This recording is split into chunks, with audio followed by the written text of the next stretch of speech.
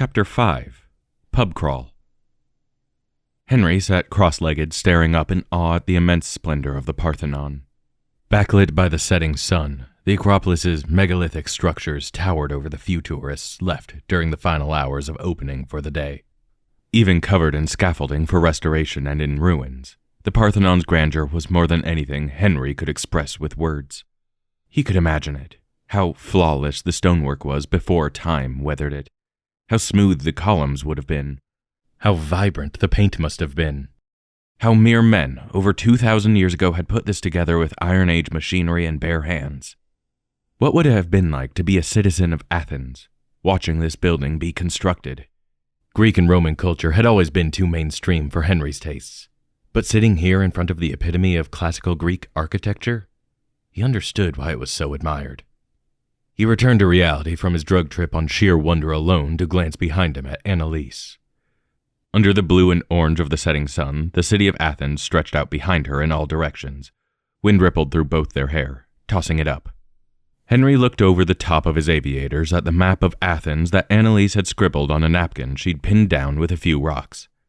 She pulled a thread from a spool of what looked like gold, drawing an outline of the napkin with it to create an arcane detection zone, just in case anything went sideways.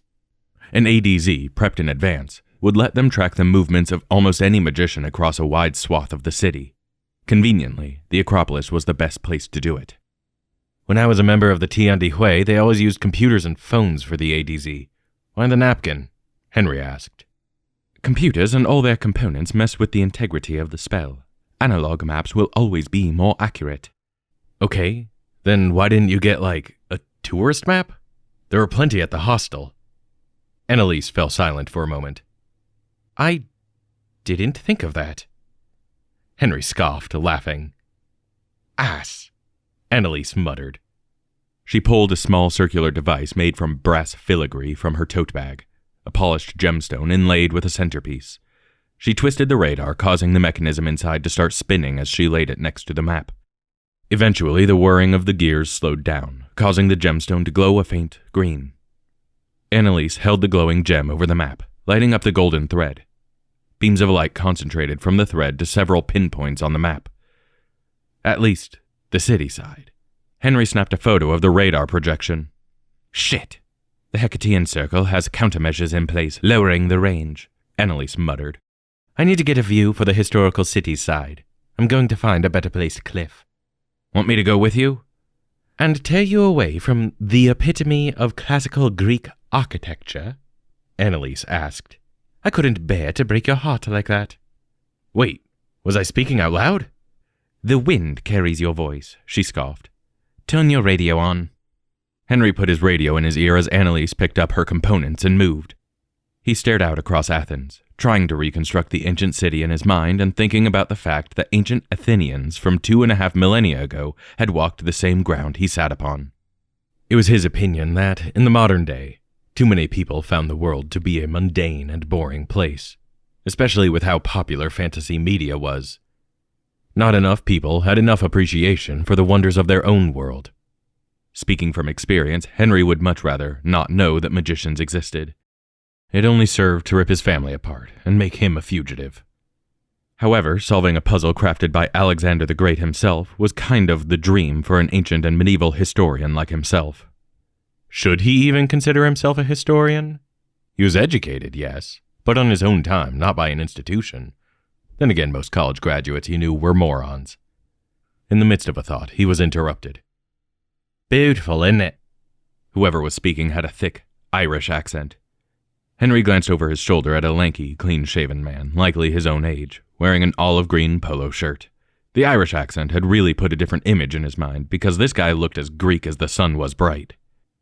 That it is, Henry looked back at the Parthenon. The man took a seat next to him. Yanni. He held out a hand. Henry. He shook it. Where are you from, Henry? California? New York? Iowa. Henry smirked. We have Corn for Days, a creative writing program, and Oh Christmas Tree as our state anthem. How about yourself? While Henry was acting chummy, he had a script in his head for whenever he needed to talk to a stranger while traveling. He wasn't the kind to be all standoffish, mostly. It paid to make others feel a false sense of security, whether or not he intended on exploiting that. Right, Henry. Gotta ask if you've seen a friend of mine. Want to make sure he stays out of trouble. I don't think I'd know any of your friends, Henry muttered, but Oh, no. You'd know this lad for sure. Got an impressionable mug, he does. Yanni pulled a folded photo out of his pocket to show him. Look familiar, right? It was a picture of Henry. Motherfucker, he sighed. Look at him, so serious. Yanni chuckled, flicking the photo. Be careful what you say next, Henry growled.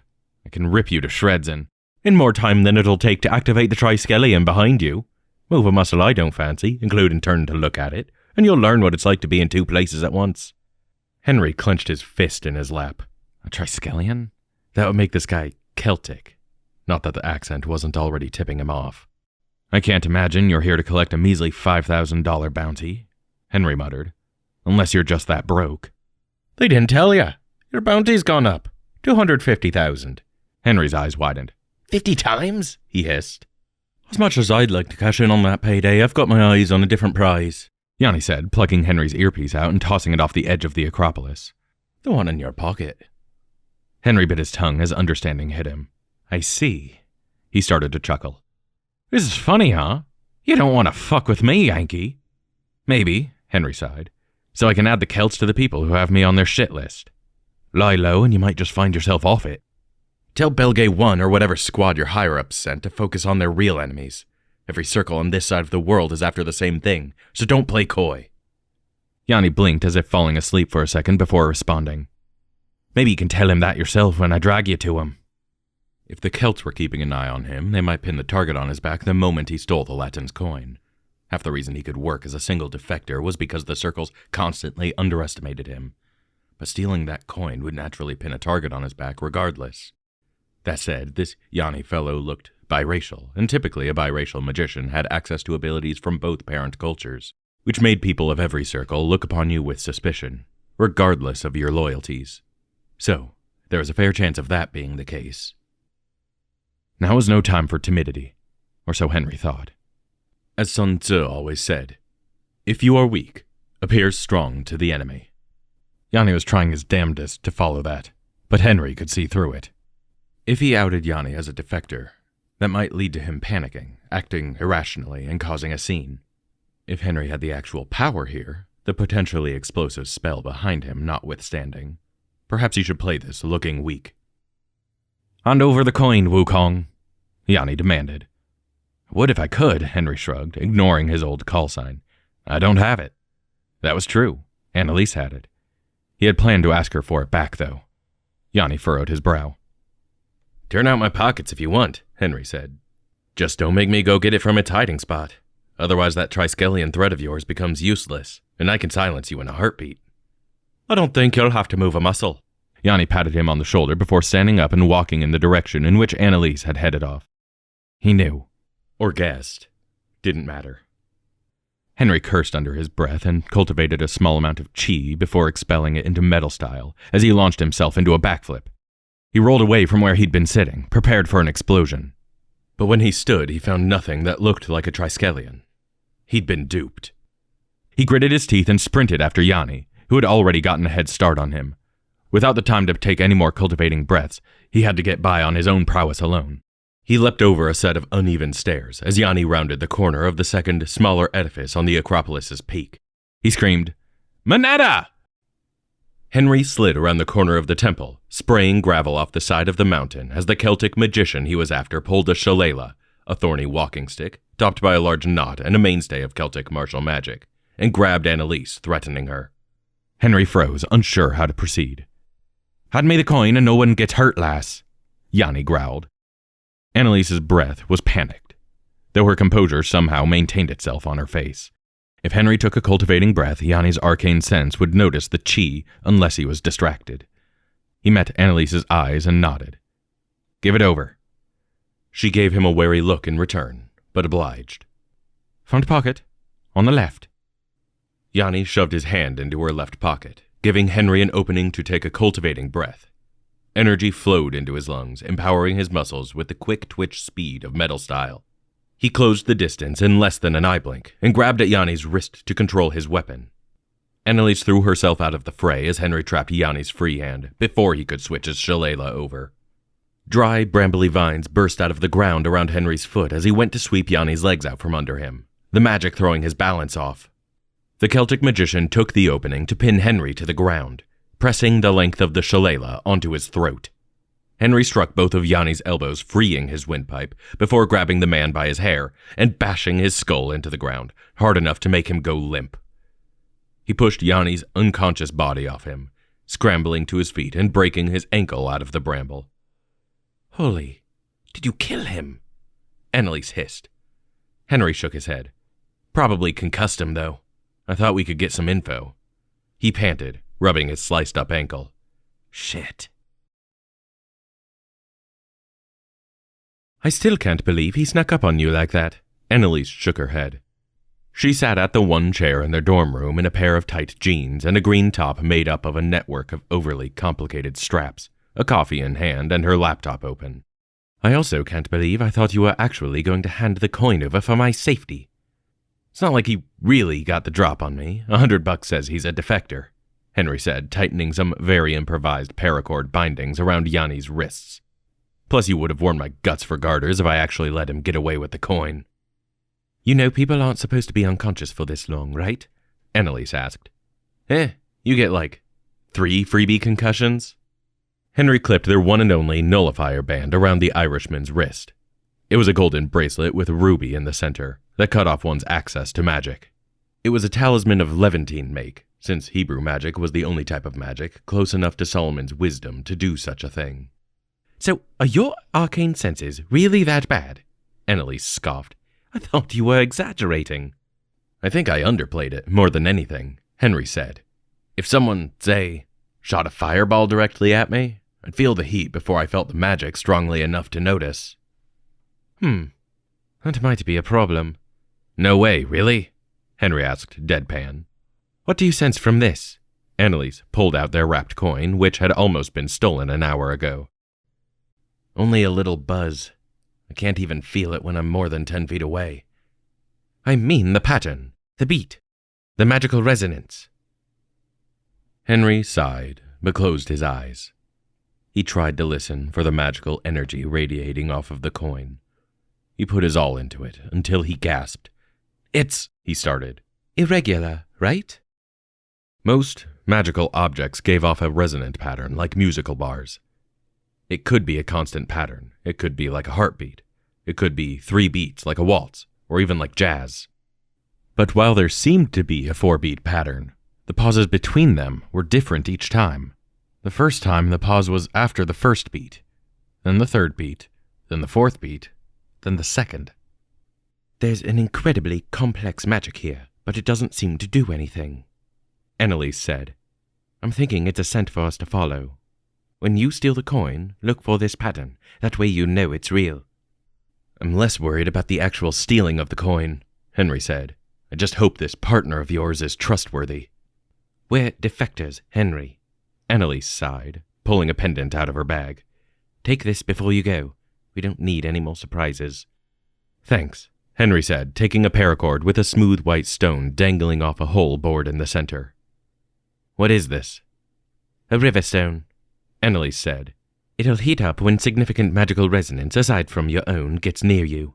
That way you can actually sense when someone's using magic." "So, I take it you're going to watch him?" Henry nodded at the unconscious Celt sitting on his bunk. "I think we should just kill him," Annalise shrugged. "He'll be a liability otherwise." "We have enough on our plate right now. I think adding murder cover-up to our to-do list is going to be a bigger problem," Henry said, fastening the paracord around his neck. "And I'm telling you, that guy doesn't have any friends in high places. I know the type, and he is not it." "All the more reason for him to rat us out to anyone," Annalise sighed. "Fine, I'll watch him. I have a book I wanted to finish anyway." "You're the best," Henry flashed her a grin before slipping out of the dorm. He headed down to the common room, then looked up the location on his phone as he left the hostel. Annalise's partner had told him to meet her at Circus City Hostel and to sign up for the pub crawl there at 9 o'clock. It was only a 5-minute walk, and he barely had time to pick a song to listen to on his earbuds before he got there. This hostel was much cozier than his. with the decor feeling less like an industrial garage mixed with a Starbucks and more like a family home. Lots of wooden furniture, cushions, wooden floors, and warm lighting. Unsure of who he was supposed to meet, Henry discovered that a 30-something Greek woman was getting people together for the pub crawl. So after he forked over €15 to sign up, he indulged in some idle conversation. Or at least, he tried. He introduced himself to everyone, but quickly nosedived a burgeoning conversation with a group of 4 guys when he found out they were all part of the same fraternity. Groups were bad enough to penetrate, but any variety of the lads on tour group archetype was best avoided in general. Instead, he struck up some idle conversation with a pair of British Indian sisters, which went well at first. But once they stopped talking about travel plans and where they'd been to already, he told them he was from America, which somehow prompted them to ask about a recent school shooting. How was he supposed to respond to that? Practically speaking, he hadn't lived in America for almost 5 years now. He kept up to date with current events, but only the stuff that mattered on a large scale, like the Turkish election this year. Furthermore, it would be somewhat hypocritical of him to chastise American gun control when he broke many of those very laws in several countries to ensure he wouldn't die due to other people breaking those laws. Even in America, it was illegal for a civilian to buy an automatic rifle, and here he was hiding a cartel boss's wet dream in a duffel bag under his bunk bed. And all that was assuming he was in favor of such policies, which could only be the case if he hadn't been living in an authoritarian hellhole like China. And then came the dread-inducing realization that aside from history, geopolitics, travel, and magic, he had nothing to talk about. He couldn't even talk about his job without risking a break in Solomon's wisdom. He could talk a little bit about the alternative history manuscript he had been passively working on, but the sisters proved to have little interest in it. As his conversations died, the riverstone under his shirt began to heat up. He threw a glance behind him and widened his eyes. The German girl from Morocco. She was right behind him, talking to someone else. She didn't seem to have noticed him. It was hard to recognize her at first, since last time she hadn't been wearing glasses. Not to mention that the dark red blouse and jean shorts she'd worn in Morocco were a far cry from the long black pants and the patterned green and orange feathers covering what Henry could only presume was a swimsuit top she was wearing now. She was shorter than him by half a head or so, with wavy brown hair that got lighter at the ends and soft features that seemed inviting and approachable. Who was this woman? Why did she want the coin? Was she an enemy or an ally? Was she the partner? She met his eyes, and he could see recognition spark in her gaze. Henry kept his eyes on her as he let the blade of his rope dart slip into his hand from the wrap around his wrist. Weaving through the small crowd, he listened in on her conversation as he came up next to her. They were talking about sightseeing, something about an all-in-one ticket. There's an all-in-one ticket? How much is it? Henry jumped in. Oh, only like €30, the girl said. But it's not really worth it if you've already been to most of the sites. I just got in today, so that'll definitely be worth the money. Henry approximated a smile. His heart slammed into his ribcage full of anxiety as he tightened his grip on the dart. Where are you from? She asked, not showing any sign of recognizing him after the first instance. America. The Midwest, corn-growing area. How about yourself? As they began talking, the person she'd been previously talking with found a new conversation to join. Southern Germany, right near the border with France, she answered. Henry touched her side with the tip of his rope dart. She glanced down at it before looking back at him, slightly irritated. Not what he was expecting. There's no need for that, she whispered. I'm inclined to disagree. I'll scream. I'll knock the wind out of you, unless you'd rather I cut your throat, Henry said. Who are you? I'm happy to answer all your questions, but only if you play nice. Henry narrowed his eyes, hesitating as he tempered his defensive instinct. Unfortunately, diplomacy was needed here. He could burst into a whirlwind of physicality if he needed, but it wasn't getting him far right now. He folded the dagger back into the wrap of rope on his arm and shifted around, facing her.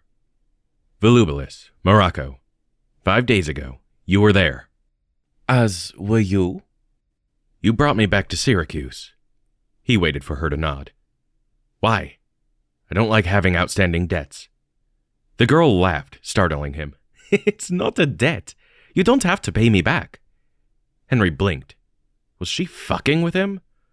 So what, you just saved my life out of the goodness of your heart? Not so you could recruit me into whatever arrangement you have with Moneta? She shrugged. Couldn't I have? Henry scoffed. We're magicians. Kindness gets us killed. You know, the least you could do, if you're so intent on paying me back, is offer an introduction. Henry gave her a side-eyed look. She probably already knew his name, but she held the cards, so he offered his hand. Henry Zhang. Marian Gutenberg. She shook it. Her touch was warm and soft, nothing like the firm, begrudging handshake he'd been prepared to give and receive. As their eyes met, Henry felt something odd, or rather, an odd absence of something. She wasn't scheming behind her hazel eyes. At least he couldn't tell if she was. Both were terrifying prospects in different ways. So what did the Germans want with the tomb? Or me, for that matter? Marian shrugged. I wouldn't know. I don't work for the Germans. I'm as much a defector as you are, Heinrich. Heinrich? I think it's a cooler version of your name, she grinned. The only kind of people who associate more Germanness with being cool are kink club enthusiasts and neo-Nazis. Was she trying to get in his head by saying his name wrong? Was she trying to be condescending and assert her authority? She laughed in response. I don't think it's that narrow. Funny. Act like we're buddies if you want, but don't think I've forgotten how you tried to steal the coin away from me, Henry said. What's with that? It was an honest mistake, she pursed her lips. I thought you were with the Chinese, not a defector. Does that matter? More than you know. Why do you think I asked Annalise to offer you a job? That had been less of an offer and more of a browbeating. Henry hardened his eyes. I don't work for anyone, especially not on this job. I'm not asking you to work for me, just with me. Marian sighed. Did you have any particularly vivid dreams before waking up in Syracuse? Henry thought it wasn't possible to furrow his brow any further, and yet he managed. You had it too. Her inscrutable expression broke into a smile. Thank God, she chuckled. I thought I might have been wrong. Should he also feel relieved? What are you talking about? What do you know about it? He interrogated her, getting closer with each question, as if worried she'd try to run. If you've had the dream, I don't know much more than you. But that was Alexander the Great himself, trying what I can assume is his best to communicate with us and lead us to his tomb. Henry frowned. Why would Alexander want us to dig up his tomb? Marian shrugged. Not sure, but it seemed like fun. Henry scoffed. You need to come up with a better lie for your motive. Oh, and you're going to be all transparent with me?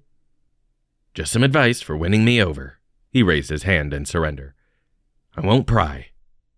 I know us defectors were supposed to be independent actors and rogue magicians, but I don't know, I felt like we could help each other out, Marian said. I mean, we're already working together, so let's make an alliance. Henry grimaced.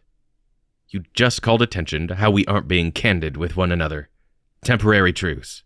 That's as much as you're getting. Marian sighed, looking disappointed. I suppose I'll have to take that. After shaking hands with her again, Henry recalled very little about how he got from there to 12 drinks in at the third bar on the crawl. The bottomless sangria at the second bar, however weak it was, might have had something to do with it. So, what made you break Solomon's wisdom? Henry asked, trying not to yell, but also striving to be heard over the pounding music of the third bar. In a desperate attempt to be a club without being a club, this bar insisted on slamming techno trash into his skull and hitting his eyes with flashbangs of strobe lights. The cave-like interior and fake foliage gave off a completely discordant atmosphere. Henry and Marian sat at a wooden table on a terrace, looking over the dance floor and bar below as they talked. Honestly, it's a little silly. Come on. Oh, fine. I've read too many fairy tales and mythology books. I haven't even started university yet. Really? Henry chuckled. The world-encompassing ancient spell that hides all of the magician world from humanity, and you broke it with fairy tales? She scoffed. Oh yeah? How did you do it, genius? Henry broke into full-bellied laughter. History books. I dropped out of college. Marian gasped with faux outrage. Ass! Hey, even if I did have room to talk, you shouldn't give a shit. You're a magician. That's what matters, Henry said. So that makes you a religion wisdom or a cult? Religion, Marion said. Though it could have been a history wisdom. I love Greek and Roman history. Greek and Roman, that's so basic, Henry scoffed, leaning back in his seat. Basic? What do you mean basic? She feigned offense. What are you into? Ancient China, the Bronze Age collapse, Mesopotamia. The older it is, the cooler it is for me. So what, you're a hipster historian? Oh, I don't like that. Henry pinched the bridge of his nose, still grinning. Yeah? Yeah, no, that's way too accurate for comfort. He chuckled. Marion laughed. A waitress came over to serve them and a larger table of other pub crawlers complimentary shots. Henry and Marion knocked their glasses together, though he was distracted by a sudden beat drop from a nearby speaker. Wait, do it again. You have to look me in the eye or it's 7 years of bad sex, Marion insisted. They did it again before drinking. The liquid was really sweet, with just a hint of alcohol behind it as it went down his throat. She scoffed. What is this, orange juice? Even for me, that was weak, Henry said as Marion took both their glasses. She tapped them twice against the table, magically causing them to refill with a clear liquid. Henry's eyes widened. Holy shit. Here, again. They toasted and drank. Henry coughed once the last of it went down, his throat burning. What the hell was that? Really? It was just vodka. What kind? He hacked. Marion laughed. I forget Americans' drinking age is so high. That, Henry got the last of his coughs out. And I'm not much of a drinker to begin with. Don't worry, I'll make sure you don't end up pissing in an alleyway if you get shit-faced. That little trick you did with the glasses. Can all Germans do it? It'd be on theme, that's for sure, she chuckled. But no, it's because of these. She held up her hands, wiggling her fingers as 2 Germanic runes shimmered into existence as tattoos on her palms. What kind of magician are you, then? Got anything else in your arsenal? I broke Solomon's wisdom with religion, so my specialized practice is script magic. But I dabble in everything, Marion said. How about you? I know you must think I'm an incredible magical artist, Henry said with theatrically inflated confidence. But would you believe that I'm actually really shit at magic? Marion shook her head. You don't want me to answer that. I saw you fight in Morocco. Well, I'm not exactly a star pupil, Henry said. I was always better at fighting, and I broke it with history, so naturally I'm a martial magician. I specialize in southern styles. What does that mean? You remember the Chinese magicians from Volubilis? They were my old squad. Marion scoffed. No offense, but they didn't really have their heads in the right place for that sortie. No, they did not. But most of them, except that old guy, Mr. Fong, used northern styles. Very flowy, graceful. Lots of jumps and acrobatics, Henry explained. Southern styles have taller stances, way more hand movements. We're more about power, brutality, and speed. I mostly practice Wing Chun, which is probably among the fastest styles. My God, you're a nerd, Marion giggled. I'd rather be a nerd about something useful than... I think my brother broke Solomon's with art.